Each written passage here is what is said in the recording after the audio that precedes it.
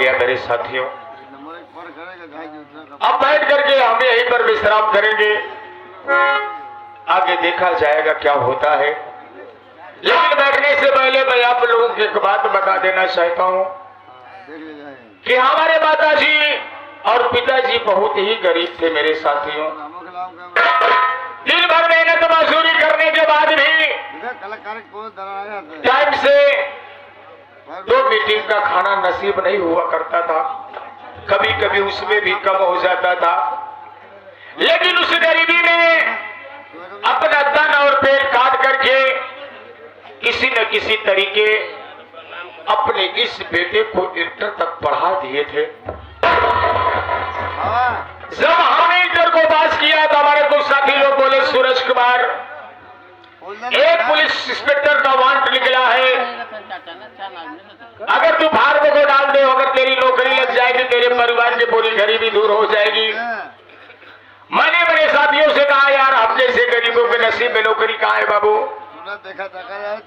हुआ रे मेरे साथी, जिस तरीके से वो लोग अपने लिए फार्म खरीद कर लाए, उसी तरीके से हमारे लिए भी फार्म खरीद कर लाए। फार्म भर के हमने डाल दिया, लेकिन आज तक उसका कोई जवाब नहीं आया बाबू। उसका हम आस लगाना ही बंद कर दिए हैं। बैठता हूं।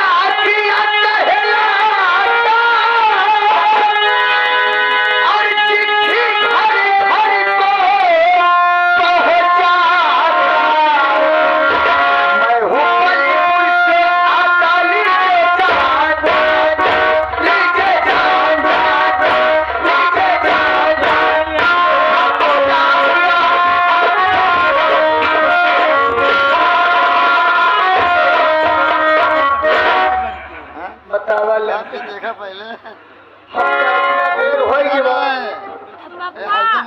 सूरज के घर ढूंढत ढूंढत अब तक हमका उनका घर का पता मिला नहीं। एक ही झोपड़ी दिखा दिए, झोपड़ी या ठेला तेरे बगल झोपड़ी है। क्या वो झोपड़ी पूछा कि सूरज के घर कब ना भाई जहाँ वही बताइए है। चला देखो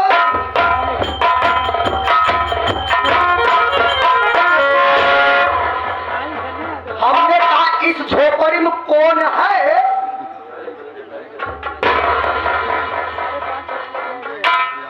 भैया हमारे हिसाब से तो 4 कौन बा। हम ये कौन पियलिया छर्रा धूरा ढूंढ लिया। ए भैया आपको बोलना चाहिए कि इस झोपड़ी में कौन है। कौन है? हम जैसे गरीबन का मजाक मत उड़ाइए भैया, इस झोपड़ी में इंसान ही रहते हैं। तो हम कहा ये झोपड़ी में शैतान रहता है। भैया आपकी तारीफ, आपका परिचय। तुमको ये उर्दी नहीं दिखाई दे रही? नहीं भैया दिखाई दे तो हम आधर ना यही। आप खाकी वर्दी पहने हैं। ओ समझ गए भैया कि आप किस विभाग से हैं। कौन विभाग से? भाई आज के कुछ साल पहले हमारे ग्राम सभा में एक रोड पे PWD वाले काम कर रहे थे और हमने देखा इसी तरीके से खाकी वर्दी पहन के वो ऐसे कर रहे थे।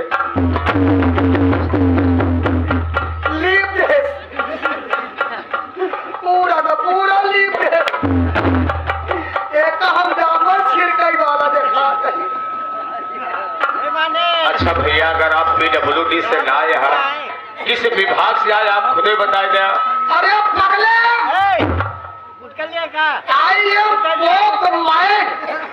ओ हो। अनी तो आप पोकमैन हैं। हम सुने रहे ग्राम सभा में पोस्टमैन होते, लेकिन पोकमैन हमारे पहली मरतबा सुना थे भैया। धोखा मालूम हो जाए, धोखा मालूम हो जाए, जो कम पढ़े लिखे लोग होते हैं उनको पोस्टमैन कहते हैं, और जो ज्यादा पढ़े लिखे लोग होते हैं उनको पोकमैन कहते हैं। अच्छा, तो आप ज्यादा पढ़ा लिखे हैं? अरे यार, आई एम पढ़ा लिखा छोटी। अरे डाकिया बाबू से कहा जाता है कि हम पढ़ लिख कर बिल्कुल शिक्षित हैं। ठीक है डाकिया बाबू, कैसे आया? कहा था एक बात बड़ा किया बाबू, अनी आप गोलियां नहीं, अगर आप पाँव के भले आया तो बड़ा आपका पुण्य मिले। जैसे किसी भाइयों या बहनों के कमर में दर्द होने लगता है, दवा लेने से बराबर दर्द नहीं जाता है, तो पुरनिया कहा करते हैं कि इस दुनिया में जो पाँव के भले आए हो, अगर उसे जाके साथ नहीं छुआ ले तो ठीक हो जाए, बड़ा पुण्य मिली डाकिया बाबू।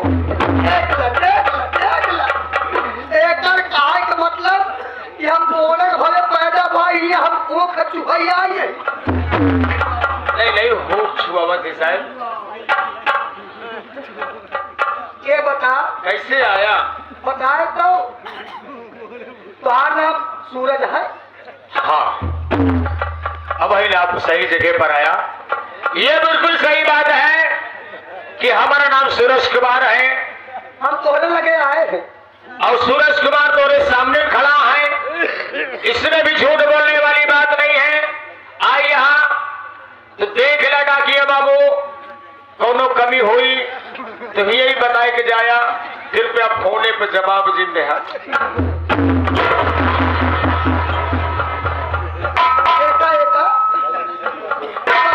हम लड़का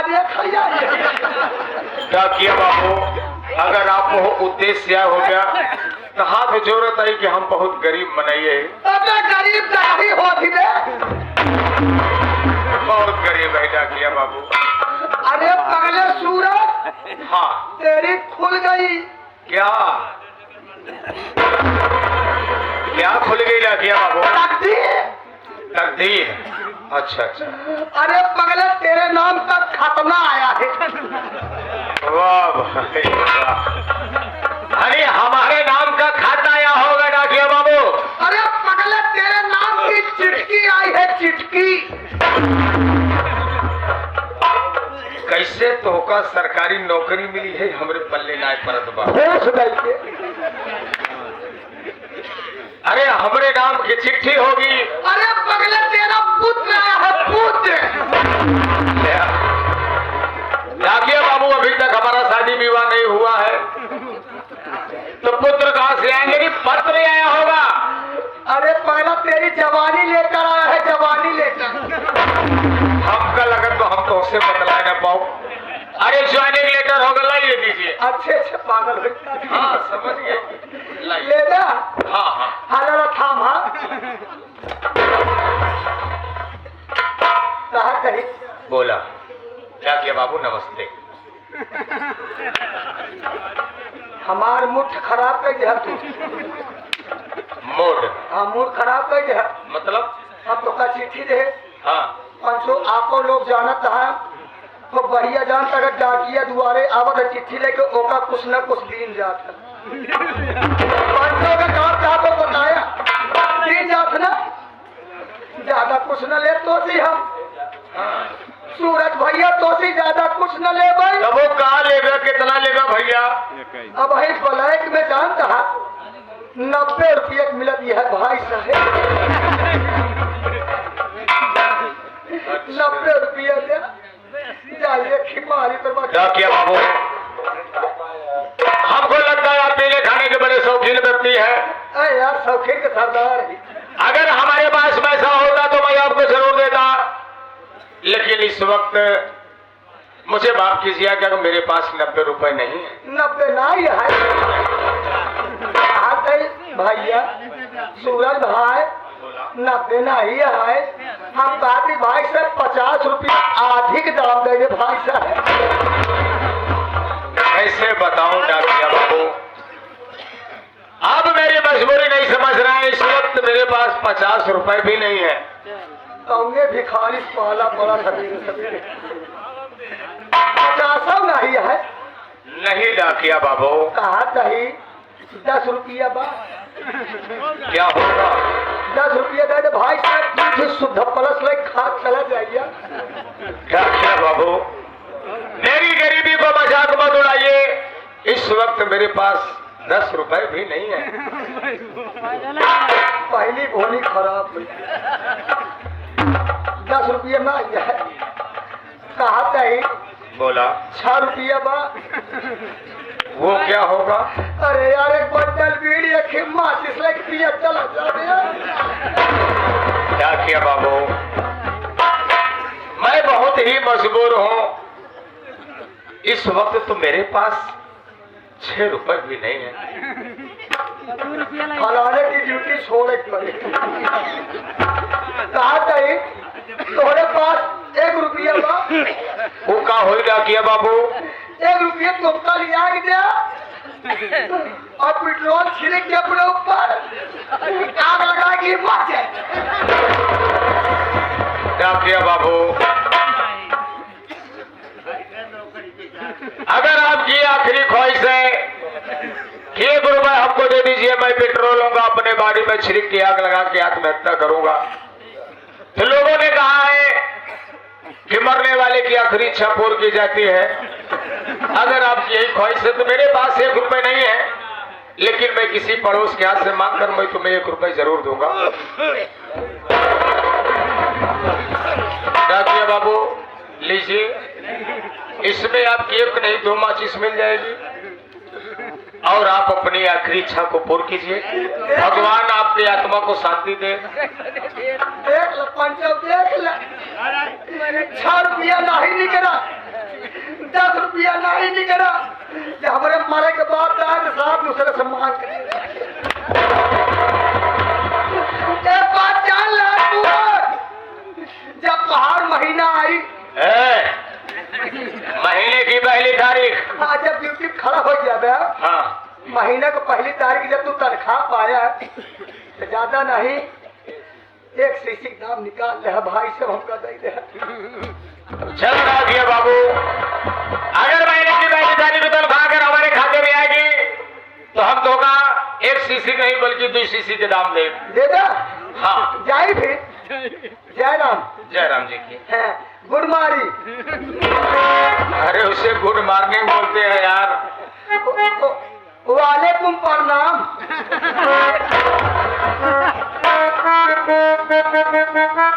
वाह रे क्या हुआ? अबे नहीं जा पाया कहाँ?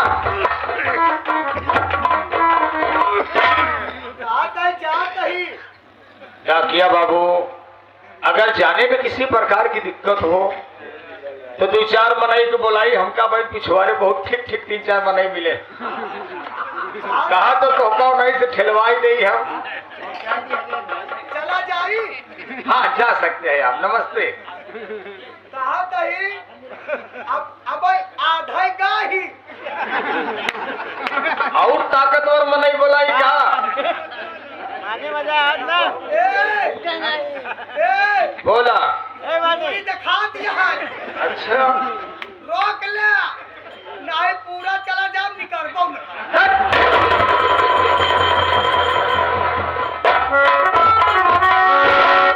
तो मेरे साथियों अभी तक ये हंस मजाक रहा। सबसे पहले मैं इसे देखता हूँ आखिर आया कहां से, क्या चीज है ये? यार मेरे मालिक, ये तो हमारा ज्वाइनिंग लेटर है और इसमें लिखा है सूरज कुमार पुलिस इंस्पेक्टर, तुम्हारी पहली पोस्टिंग प्रयागराज जिले में और तुम्हें कल ज्वाइनिंग के लिए आना होगा। यार मेरे मालिक, ये ज्वाइनिंग लेटर हमारे पास आया तो, लेकिन हमारे पास से सब कुछ खो जाने के बाद आया। अगर आज इस दुनिया में हमारे माता पिता जिंदा होते, हमारी बहन हमारे साथ में होती, तो हमारा परिवार खुशियों से झूम उठता। वो अपना सीना ठोक करके पूरे गांव वालों से बता दे कि मैंने अपने बेटे को गरीबी में पढ़ाया है, अपना तन पेट काट करके पढ़ाया है, और आज हमारा बेटा एक पुलिस इंस्पेक्टर की हैसियत पे नौकरी पाया है। गर्व से हमारे पिताजी की छाती चौड़ी हो जाती मेरे साथियों, लेकिन हमारे पिताजी का सपना उनके साथ में ही दफन हो गया। लेकिन इस सपने को मैं पूरा करूंगा। हिंदुस्तान की सरकार ने मुझे इस लायक समझा है तो मेरे साथियों मैं जाऊंगा और वर्दी धारण करते समय तिरंगे झंडे के नीचे कसम खाऊंगा कि सांप का पुजारी हो हिसाब करूंगा। अगर मुजरिम मेरे परिवार का कोई है तो मैं उसे गिरफ्तार करूंगा। ड्यूटी के दरमियान अगर हमारी जान चली जाएगी तो हमें जरा सा भी परवाह नहीं है, लेकिन अपने जीते जी वर्दी पे कभी बेईमानी का दाग नहीं लगने दूंगा। मेरे साथियों, इस बात को आप लोग भली भांति जान ही गए होंगे कि पढ़ाई में वो ताकत है कि जिसने ही पढ़ा है वो अपने हक के लिए हमेशा लड़ा है मेरे साथियों। और आज हम जैसे गरीब अगर पढ़ाई किए हैं, इस नौकरी के हकदार हैं, तो सिर्फ उन्हीं की देन है जिनके लिए हम आप यहां से एकत्रित हुए हैं। स्वर्गीय डॉक्टर भीमराव अंबेडकर जिसकी जयंती हम लोग मना रहे हैं, और आज ये 135वीं जयंती है मेरे साथियों। आज इस बात का हमें दुख है कि हम लोग इतने इकट्ठा नहीं हो पा रहे हैं कि फिर से हम अपने हाथ को मजबूत कर दें। मैं कल से आज मैं देख रहा हूं कि बाबा साहब जी की जयंती को उपलक्ष्य में मोबाइल पे टेलीविजन पे जिसके देखो उसी हाथ में नीला झंडा है, जिसके सर में देखो उसी के सर में नीली टोपी है। जिस तरीके से मेरे साथियों आप लोग रील बना रहे हो, वीडियो बना रहे हो, अगर उसी तरीके से अगर आप ये चुप होकर के एक से वोट मार दो तो मैं वादा करता हूं कि अपनी सरकार बनने में देर नहीं लगेगी, अपना हाथ मजबूत होने में देर नहीं लगेगा। इस बात का दुख है मेरे साथियों, आज हमारे समाज में कौन कौन रो रहा है सिर्फ इसके लिए कि हमारे लोग की कमियों की वजह से, जो कि हम अपना हाथ मजबूत नहीं कर रहे। इस बात का आप लोगों को याद होगा कि इस दुनिया में जिस दिन बाबा साहब ने इस दुनिया को छोड़ करके गए, अपना भारत नहीं बहुत देशों ने अपने आप से आंसू टपकाए हैं। मेरे साथियों, कौन को रो रहा मैं बता रहा हूं, 2 लाइन में।